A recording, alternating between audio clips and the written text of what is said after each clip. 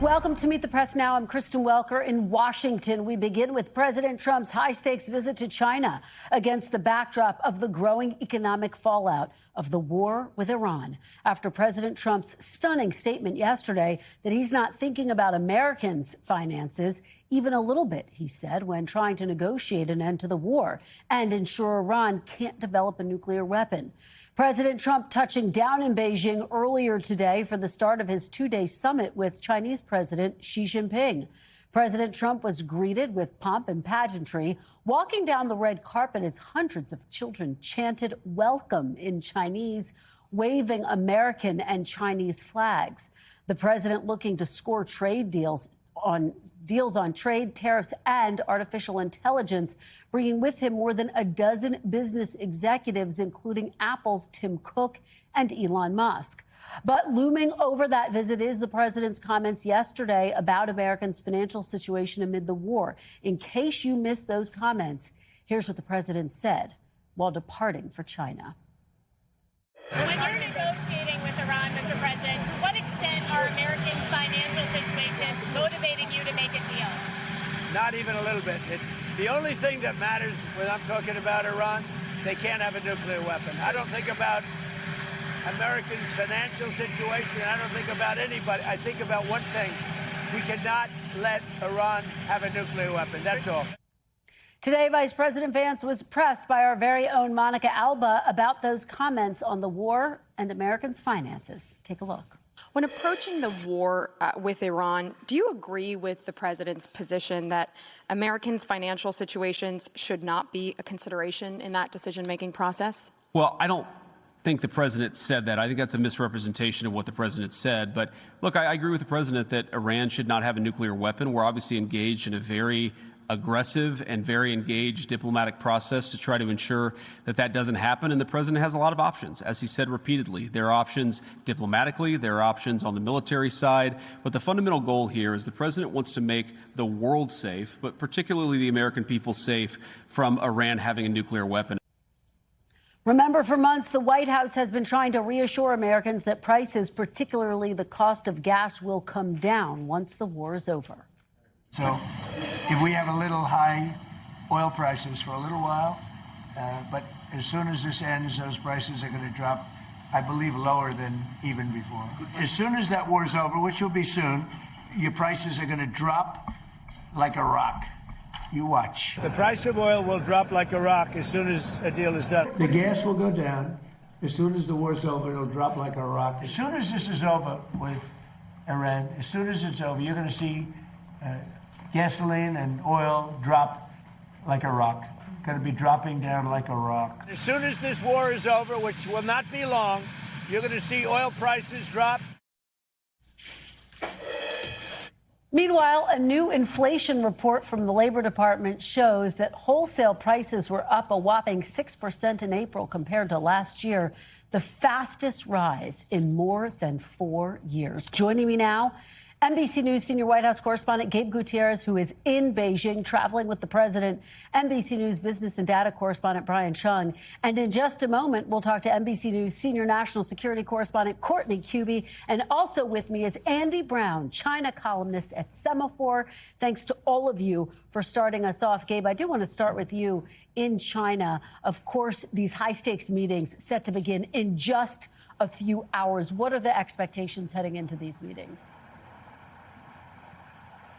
Well, Kristen, today we're expecting a lot of pomp and pageantry here, something that President Trump, of course, relishes during these trips. His first face-to-face here with President Xi in Beijing since 2017. But you're right. What's looming over this trip is the issue of Iran and whether the president can get any sort of concession from President Xi about what to do in the Strait of Hormuz or in the broader conflict. But on the agenda, besides that, there's a lot. You ran through some of it: trade, tariffs, also potentially AI and the thorny issue of Taiwan. Kristen, the reason the president is bringing so many of these business executives with him, high-powered CEOs, the Trump administration is very eager to announce some sort of business deal here, some sort of investment deal here, and that is what they'd rather be talking about rather than the war with Iran, Kristen.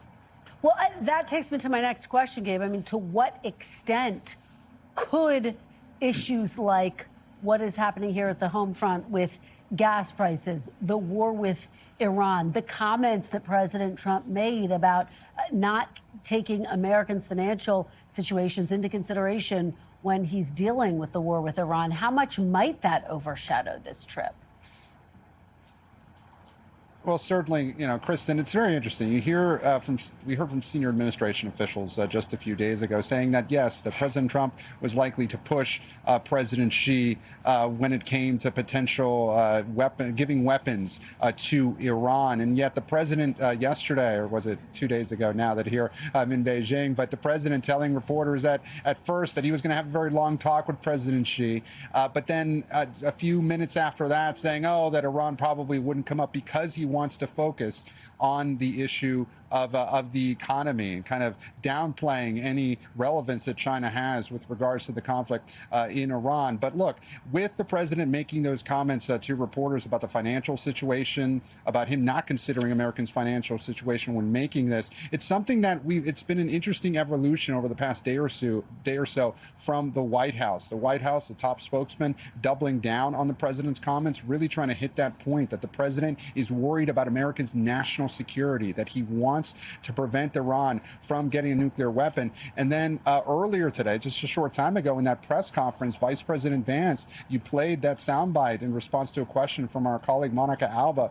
It was very interesting how he responded, Kristen. At first, he took issue with the question. He said that wasn't what the president meant, even though he did say that on tape. But then he went on to pivot and saying again that Iran can't have a nuclear weapon. And at the end of his answer, Kristen, he actually did say that, of course, the Trump administration cares about Americans' financial situation, and that's why they passed previous tax cuts. So the White House trying to clean that up a bit, especially as we head into this high-stakes midterm election campaign. And that comment, the White House realizes, could come back and haunt Republicans over the coming months, Kristen. You're absolutely right. And of course, there are races in 6 states coming up on Tuesday, Gabe. So the midterm's well underway. Really appreciate your reporting from China. Let me turn now to Brian. Brian, take us into this latest inflation report that just came out. What are the implications for the economy? Yeah, well, as affordability remains top of mind for regular Americans and also the White House, we got a troubling report this morning that shows inflationary pressures on wholesalers are increasing 6%. That's how much this report says wholesalers. So that's retailers like Costco and Target. So not necessarily the price tags that we pay, but it's the price tags that they pay to get the merchandise into their store. 6% more expensive now than it was April of last year. We haven't seen a number that big since 2023, and you can see just how sharp a rise that is in a relatively short period of time. No surprise, this report says that a lot of that inflationary pressure is coming from energy, where gas prices and oil costs are, of course, much higher because of the war with Iran. Services also up by 1%. Food prices only beginning to start to see some of that inflation, only 0.2%. Not much to be read there. But again, the implication is that if the stores that we buy from have to pay more to get those goods and services to you and me, well, that could mean soon they're going to pass those costs onto consumers as well. This is already happening as the average price for consumers is rising on gas prices. Of course, $4.51. That is the national average, according to AAA. Staggering to think that's up 51% from the start of the war. Remember, average prices were somewhere closer to $2.98 before the conflict with Iran began. Diesel, crude oil, jet fuel, all seeing those rises as well. And the idea here is the longer this goes on, the more there is that risk of inflation bleeding not just past the gas pump, but into everything else that we buy as well, Kristen. Yeah, those are just staggering figures when you look at them like that. Brian, let me ask you, because, of course, big news out of the Fed today. The Senate confirmed Kevin Warsh to be the next Fed chair. President Trump has publicly said that he wants to see rates come down. Some of his allies saying, realistically, this might not be an environment in which Kevin Warsh can cut rates. Talk about what his priorities will be once he does begin. Yeah, well, as you mentioned, the Senate confirming Kevin Warsh on a relatively narrow basis today. But of course, as you mentioned, he is in this economic environment where he's going to be stuck between the rock of trying to deliver on the president's desire to have lower interest rates, but also in an economy that might not want it right now. Again, Kevin Warsh saying in his testimony that he has not agreed to anything with regards to making some sort of handshake agreement with the president to lower interest rates. And especially when you consider, again, this potential for inflation to go up. That is not the type of environment you want to cut interest rates into. We'll see. His first policy setting meeting is going to be 1 month from now, Kristen.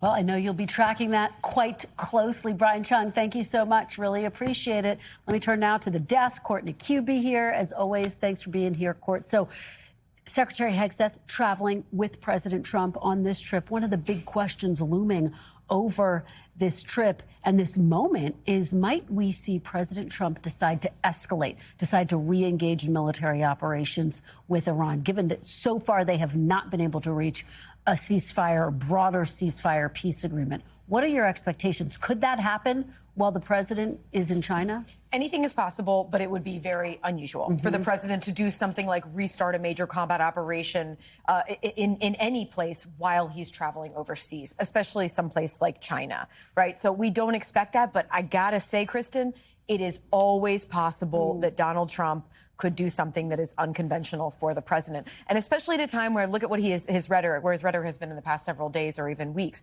He now says that the ceasefire is on life support. It has a 1% chance of surviving. He continues to use this very strong rhetoric about how the U.S. military could go in and finish the job. The military itself is ready should the president decide that he wants to restart major combat operations or try something more tailored, whatever that may be. But again, it would be very, very uncommon for the president to do something like that while he's overseas. And Courtney, there's this reporting that Iran, throughout the course of this ceasefire, has used this time to regain access to its missile sites, to reconstitute its military strength. What are you hearing about that? Both sides have used this opportunity to sort of reset, refit, move certain things. The U.S. now has 2 carrier strike groups that are there in the region. You'll remember at the beginning of the war, there was one that was in the region and there was one that was up in the Med, in the 6th Fleet area. So, I mean, the U.S. has more forward than they did at the beginning of the war. But Iran, notably, has taken time. They've been able to access what we now know. As the ceasefire has gone on, it's been remarkable how it's become clear that not as much of their conventional capabilities were completely destroyed as we thought they were. So we reported that more than half of their Air Force and their Navy actually remained intact. We know that they still have their fast boats, those small fast boats. We know that they still have some mines available to them. So they still have a real capability, and very, very critically, they still have thousands of missiles and drones. That comes directly from the head of the Defense Intelligence Agency. He told The Hill that several weeks ago. So Iran still has a conventional force should President Trump decide that he wants to go back in there and restart combat operations. All right. Well, we'll, I know, be all over what he is thinking about and talking about behind the scenes. Courtney Kube, thank you so much. Andy, let me turn to you. We saw the images out of China so far. President Trump touching down. He had the red carpet quite literally rolled out for him. What will you be watching for in this high-stakes trip? So this is a low expectations summit. Bloomberg described it as a nothing burger, a bit of a yawn. Maintenance work, keeping the trade truce alive, keeping the relationship on track, making sure that it doesn't get even worse. I'm looking for surprises like you. When Donald Trump is involved, anything can happen. He can turn the ordinary into the extraordinary. And in fact, we've already had a surprise, the addition of Jensen Huang to the CEO party. Well, that's a really good point. And of course, one of the big questions, will there be a new trade agreement? Will there be an ongoing trade truce? What do you think are the chances for that? And how do those CEOs play a role in this trip? So we're going to get a hatful of trade deals. Okay. They talk about the 3 Bs, Boeing, beans, beef. So that's baked in. That's in the can. I think it's interesting. The way you can think about this from a commercial perspective is America Inc. Trump surrounded by this phalanx of CEO superstars, Elon Musk, Jensen Huang, meeting China Inc., led by Xi Jinping. And you know, both sides are converging on an economic model which is led by the state or guided by the state. And an expression of that in Beijing is going to be the establishment of what the United States U.S. trade negotiators grandly call a board of trade, where literally you have bureaucrats from both countries sitting around a table figuring out trade, who sells what to who, what price, when, under what tariff arrangements, not the market inspired by price signals. And that, I think, managed trade is what the U.S. sees as the centerpiece commercially of this whole summit. And geopolitically, of course, Iran is front and center. President Trump has said he wants China's help in reopening the strait. Of course, they benefit from oil passing through the Strait of Hormuz. Do you have any expectation that China would move to help the United States? Well, good luck with that.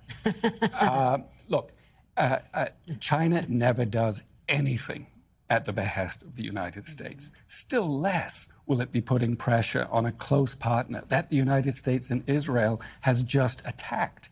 A partner, by the way, that until recently we were all obsessing about as part of this so-called new axis of evil, or the axis of disruption, Iran, China, North Korea, and Russia. I have very low expectations. And if Trump was to give way on that, he would demand a very, very high price. Well, and the other big issue, of course, is Taiwan. And it's anticipated that President Xi Jinping is going to pressure President Trump on Taiwan to ease up some of the support that the United States has given to Taiwan. President Trump says, we'll discuss that.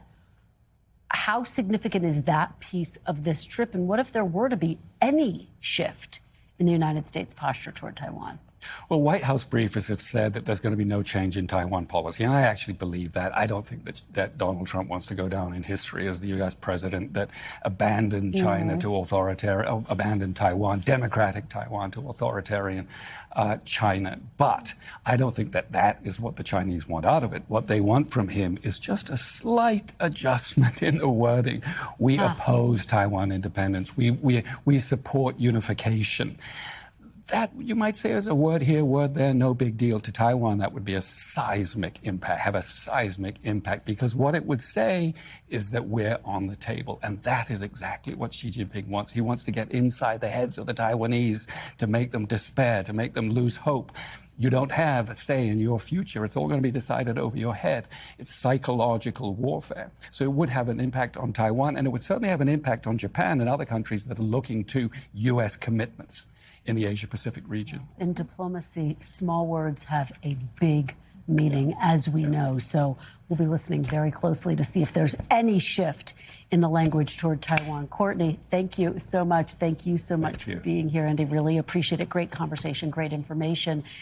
We thank you for watching, and remember, stay updated on breaking news and top stories on the NBC News app, or watch live on our YouTube channel.